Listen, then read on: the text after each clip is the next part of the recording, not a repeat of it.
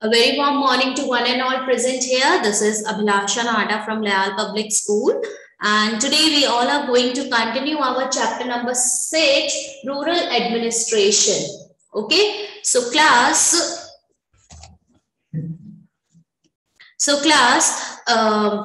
in our last class, we discussed about why a farmer requires a copy of his land record together with the map, and we also talked about the maintenance of land records, also how a farmer keeps the record of his land. And after that, we talked about we go through a very beautiful poem composed by Anjali Montario about. A daughter's wish. The name of that poem is A Daughter's Wish, where that daughter is like showing his that daughter is showing her emotions, showing her desires to be the part of that family and to be the part of that property. Okay, so he wants her own home. Okay, so now a new law, this is the next topic, a new law, that is Hindu Succession Amendment Act 2005. So the Hindu Succession Amendment Act 2005 is an amended version of the Hindu Succession Act 1956. First of all, try to understand the meaning of this term amendment. What is the meaning of the term amendment?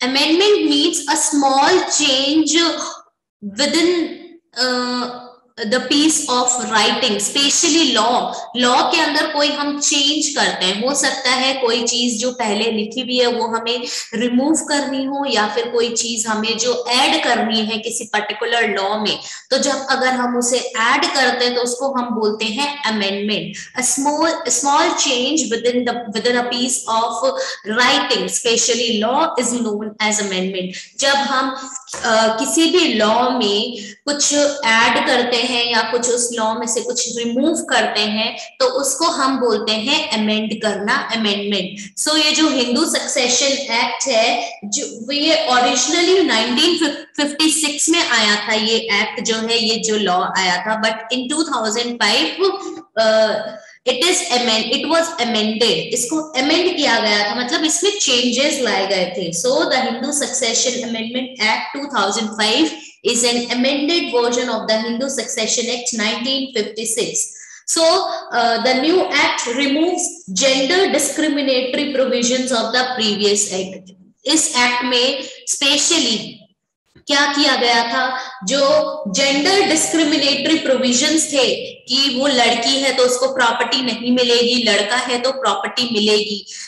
Main तो यही था कि ये जो discriminatory provision था ना इस act के अकॉर्डिंग, हिंदू सक्सेशन एक्ट 1956 के अकॉर्डिंग, तो इस एक्ट में, अमेंडमेंट एक्ट में, Hindu succession amendment act of 2005 में इस चीज को क्या कर दिया गया था, रिमूव कर दिया गया था, जो डिस्क्रिमिनेटरी प्रोविजंस दिए हुए थे. Okay, so often when we think of farmers who own land, we think of men. Women are seen as people who work on the fields, but not as people who owns agricultural land. Normally, what we think whenever we think about a farmer, or whenever we heard the term farmer, we think of a man. We think of a man कि farmer है तो जो land है वो कौन own करेगा, वो farmer ही, एक मैन ही ओन करेगा. ठीक है, whenever we heard the term farmer, we think of a man, and that particular land, that particular field is belong to a particular man only. Okay, women are seen as people who work on the fields. उनको कैसे देखा जाता है, उनको ऐसे देखा जाता है कि वो तो बस एज अ हेल्पर होती है, वो और किसी काम के लिए नहीं है. ठीक है, एज अ हेल्पर उनको देखा जाता है, उनकी खुद की कोई एग्रीकल्चरल लैंड नहीं होती है, वो एग्रीकल्चरल लैंड को ओन नहीं करते हैं. ठीक है, so till recently in some states Hindu women did not get a share in the family's agricultural land.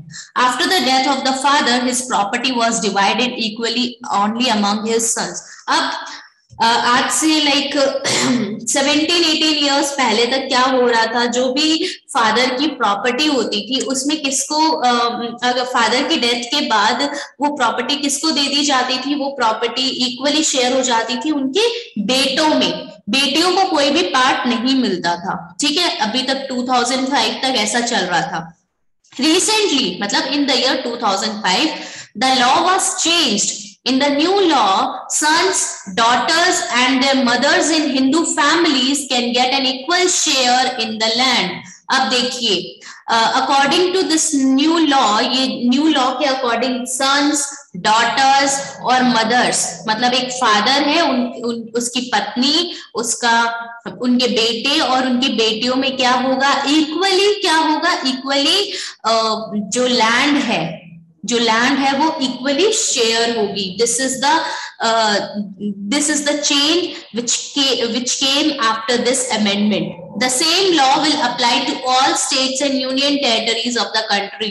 और ऐसा भी नहीं है कि खाली एक पर्टिकुलर स्टेट के लिए बोल दिया गया है, नहीं, हर एक स्टेट में ये लॉ जो है लागू किया गया था। all sons, daughters and their mothers in Hindu families can get an equal share in the land. अब जो फादर की लैंड होगी उसमें इक्वल शेयर होगा। The law will benefit a large number of women. एक बहुत ही large number of women will get benefit from this new law. For example, Sudha is the eldest daughter of an agricultural family. She is married and lives in a neighboring village. After her father's death, Sudha often comes to help her mother with the farming work. अब देखो, सुधा जो है उसकी eldest daughter है। अब agriculture, उसके father की death के बाद उसकी शादी जो है पास के ही विलेज में हुई है, और उसके फादर के डेथ के बाद वो सुधा जो है अपनी मदर को काफी बार आती है और अपने मदर को क्या करवाती है, हेल्प करवाती है, फार्मिंग वर्क में हेल्प करवाती है। Her mother has asked the Patwari to transfer the land and enter her name along with the names of all the children in his record. अब उसकी मदर ने कहा कि पटवारी को कि मेरे जो लैंड है वो ट्रांसफर कर दीजिए, उसका नेम जो सुधा है उसका नेम भी आप एंटर कर दीजिए रिकॉर्ड में। Sudha's mother confidently organizes the farming with the help of the younger brother and sister. Similarly, Sudha also lives with the assurance that she ever has a problem, she can always depend upon her share of the land. अब देखो, सुधा की mother ने confidently क्या कर दिया, सुधा के जो younger brother, उसके जो सिबलिंग्स थे, यंगर ब्रदर और सिस्टर, उनके हेल्प से ये चीज ऑर्गेनाइज कर दी। अब सुधा भी जो है एक एश्योरेंस के साथ रह सकती है, कॉन्फिडेंटली रह सकती है कि इन फ्यूचर अगर मुझे कोई भी प्रॉब्लम आती है तो वो इस लैंड पे जो है डिपेंड रह सकती है। So this Hindu succession amendment act, this act gives the following rights to daughter, and according to section 6 of the Hindu section 6 of the constitution, इस लॉ के अकॉर्डिंग बहुत सारे जो राइट्स मिलते हैं डॉटर्स को। Now daughter has the same right over the property of a son, और इसमें जो डॉटर है एक जॉइंट ओनर की तरह भी, एक जॉइंट फैमिली में की प्रॉपर्टी में जॉइंट ओनर की तरह वर्क करेगी। एक पार्ट है उसमें डॉटर्स, चाहे वो मैरिड है या फिर नहीं है, they have the same right as son to reside in और seek partition of the family house. अगर किसी फैमिली हाउस का पार्टीशन होता है तो उसमें सेम जो है सेम राइट्स मिलते हैं, same rights as sons to reside. जितने भी बच्चे हैं उनमें इक्वल शेयर्स होगा।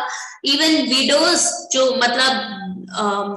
जिस भी हस्बैंड की डेथ हो गई है और अगर उसकी जो वाइफ है उसको भी क्या है, जो भी प्रॉपर्टी है उसमें उसको बेनिफिट मिलेगा, चाहे उसने रीमैरिज भी कर ली हो। These are like some of the rights this act gives to the daughters. Okay, कुछ और इससे बहुत सारे जो है obviously a large number of women in India benefit under the new law.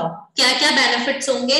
This act empowers women, एक confidence increase होगा, ठीक है, उनके पास काफी सारे लाइवलीहुड ऑप्शंस जो है वो आएंगे। It increases prospects of female child survival. अब फीमेल चाइल्ड सर्वाइवल जो है उसको भी क्या है वो इसके भी एस्पेक्ट जो है इंक्रीज होंगे। फीमेल फिटिसाइड कम होगी, जो बच्चों को भ्रूण हत्या हो जाती है ना, वो भी क्या होगा, कम होगा इससे। डोमेस्टिक वायलेंस भी काफी रिड्यूस होगा इससे। क्या होगा? डोमेस्टिक वायलेंस भी काफी रिड्यूस होगा। Even it improves the education and health condition of women. अब ऑब्वियसली उनके अंदर एक कॉन्फिडेंस है, इंकरेजमेंट आया, तो इससे एक आप बोल सकते हैं कि एजुकेशन और हेल्थ कंडीशन भी वुमेन की काफी इंश्योर होगी। इकोनॉमिक सिक्योरिटी भी वुमेन के अंदर क्या होगी, ये जो लॉ है इसको बेनिफिट कर रहा है, ये प्रोवाइड करेगा एक इकोनॉमिक सिक्योरिटी भी।